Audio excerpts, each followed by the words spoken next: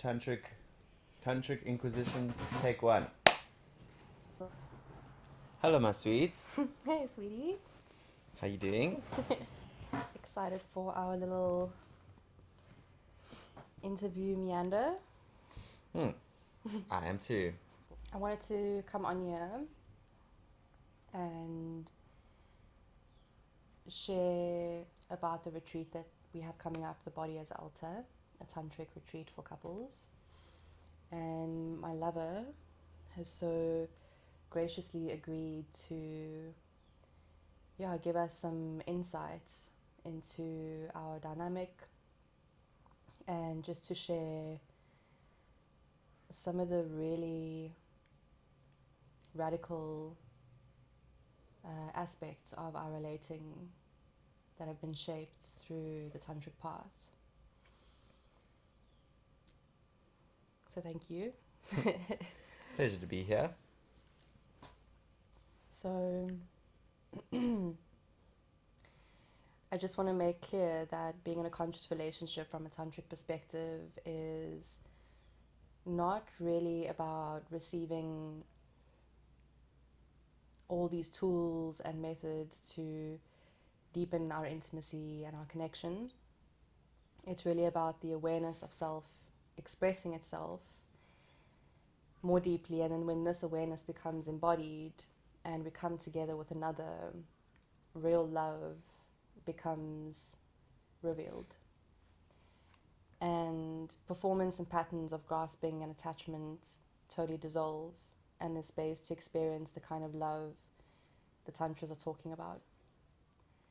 So my first question is about compromise. I remember when our love affair began, you still had this notion around compromise. And I remember it totally contracting my body because I was working through this unlearning when it came to this relational narrative. I've seen that compromise is a subtle form of self-abandonment. It's to give something up in order to keep the peace. And I think it's a very old narrative that we've carried down the line of our relationships. What I see in compromising is that it brings people so much suffering, and often there's suppression by both partners or one of them. And so I truly believe that the remedy for compromise is integrity. I believe that when two people are in their integrity, compromise doesn't exist. So the question, what did you learn from my boundary around compromise? And how has this honoring of each other's integrity shaped our relating? Especially in really challenging moments, like when one of us wants something or needs something and the other is not able or willing to give it. Well, I did really struggle with this in the beginning, and I think because of the conditioning, and it took a long time for me to really understand, in the beginning I really thought of it as not a strength between us. I thought of it as something that... Say it. I think in the beginning I thought of this as what I thought of as stubbornness. And because I've grown up in a world that values compromise, I never really saw the value that you brought to our relationship by refusing to compromise on things.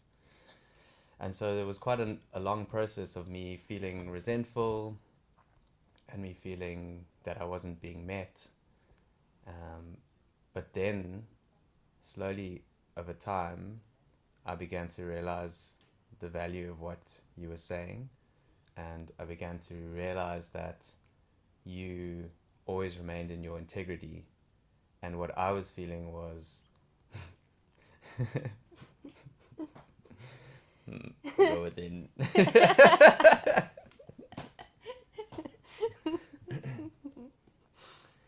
Cut. No, this is good. This is good. You were feeling. And so what I was feeling was actually not really you, um, not being able to compromise, but more the fact that I was unable to speak what I needed and what I desired.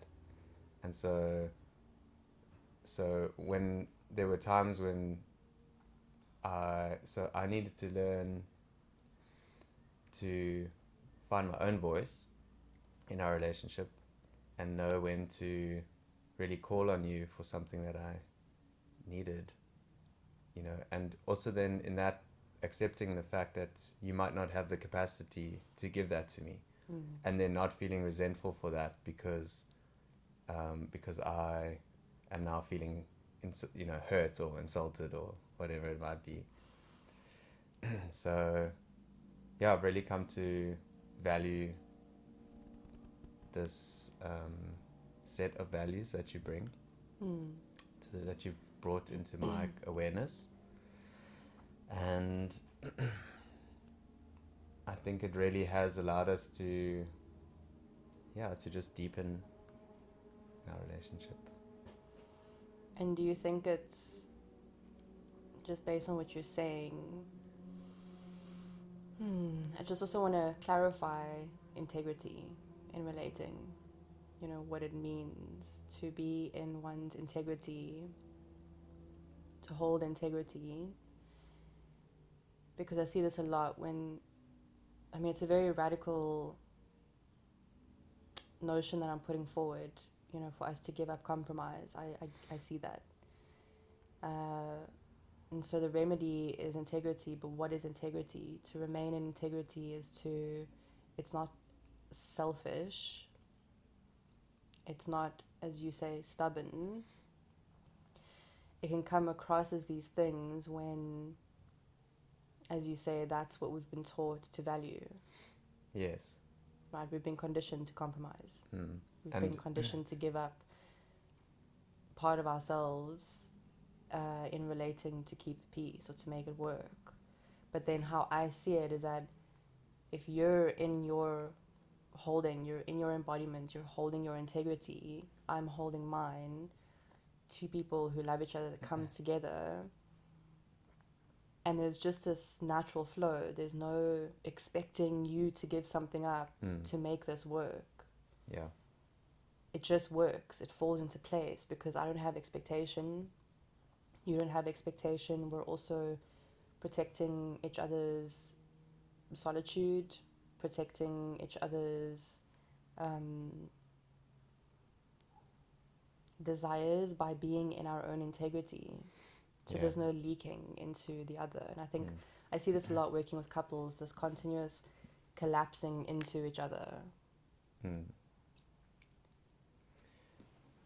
What I've learned through this awakening is that what I also experienced a lot was, because of the deep conditioning of everybody in society, when I desired you to show up to something simple like a family get together, and you said, I don't have the capacity, I really don't want to spend time with this specific person because they make me feel really uncomfortable or whatever it might be. And what I struggled with was explaining that to other people and feeling like I need to explain it to other people. And I still do in a way, but that only brought into my awareness the fact that I am too easily willing to compromise for other people. And so I will do things that I don't really feel like doing, but I'll do it because there's this pressure to do it. And I do want to say it's different to doing something for somebody because they need something, like they need help. There's a difference, for me there's like a deep calling to, if somebody requires help, it's not even a question for me. I will help them, you know, and I don't mind taking my time and giving my energy to do that. Yeah. Yeah. What you're saying is showing up. Like, there's a fine line between compromise, giving up, and then showing up. Yeah. Is that what you're saying? Yes, exactly. Showing up is this, well, how I see it is this, it's a form of devotion.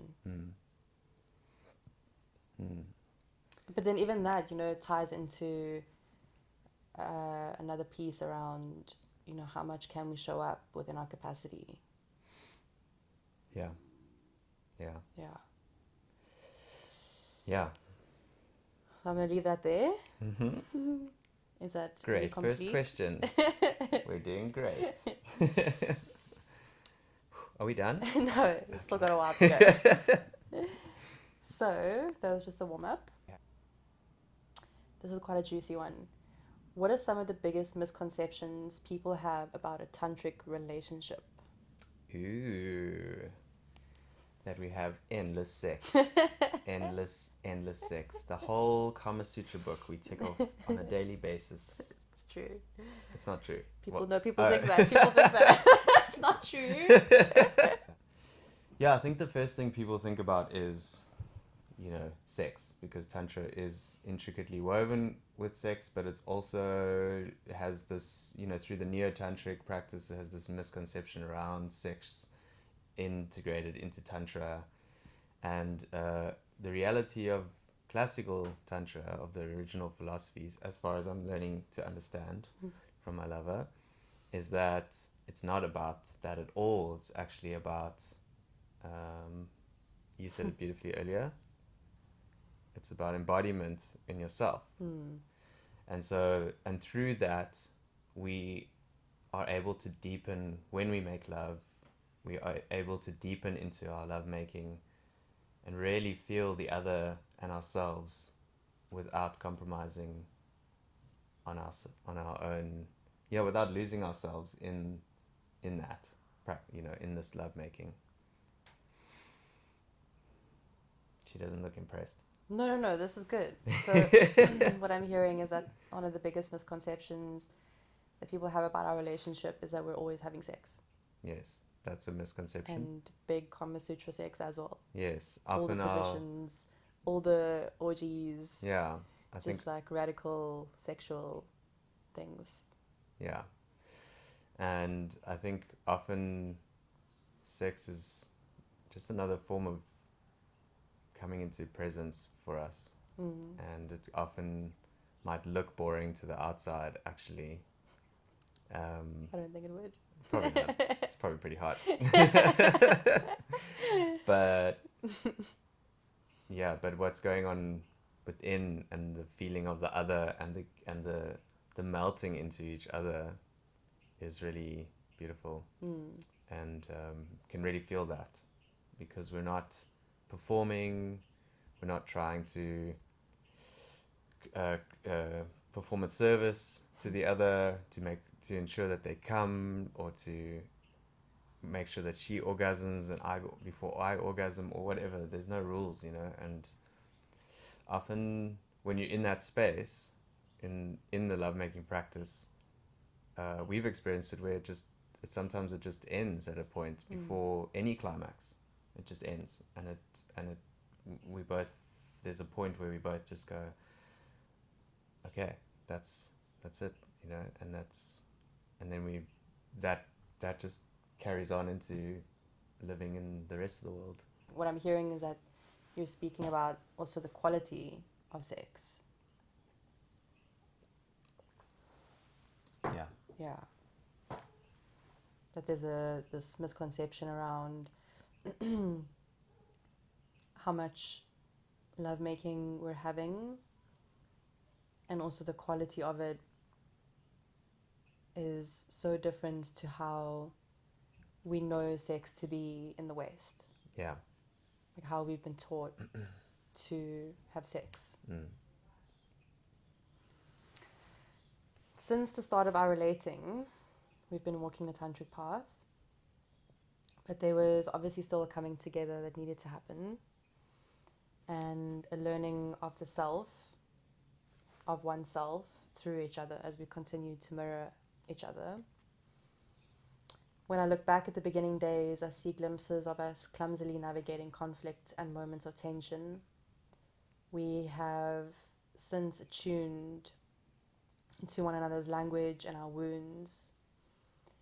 How do you think practices like the Kashmiri massage and non-violent communication, which you said earlier you don't think we practice, but I think non-violent communication, my work with it, is so integrated in our communicating and navigating, and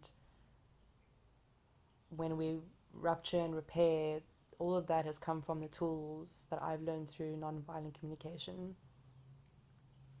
So how do you think these practices have brought us into more harmony with each other through these intense moments? Think about, for example, how we navigated conflict in the beginning of our relationship. It was intense. Yeah. You know, Mostly I came you with were a lot of throwing fire. plates at me and stuff. I came with a lot of fire, and you. I wouldn't. You did. I don't know if you collapsed a little bit. There was just we weren't attuned to each other in the beginning, obviously. And we've become really attuned now, but there's still a lot of couples when things get heated and there's intense moments,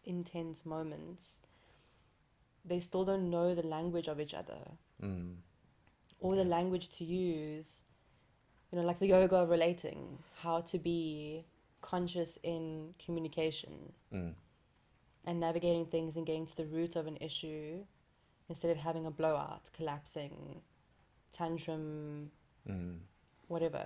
So I'm just painting our pictures that I think we've become more attuned with each other, but I don't think it's by mistake. We've done the hard work. You know, we've done work like these practices, Kashmiri softening. It brings us into presence. NVC makes us aware of our patterns in blaming and, you know, all these sorts of things in response to conflict. So how do you think it's helped you or helped us navigate these intense moments?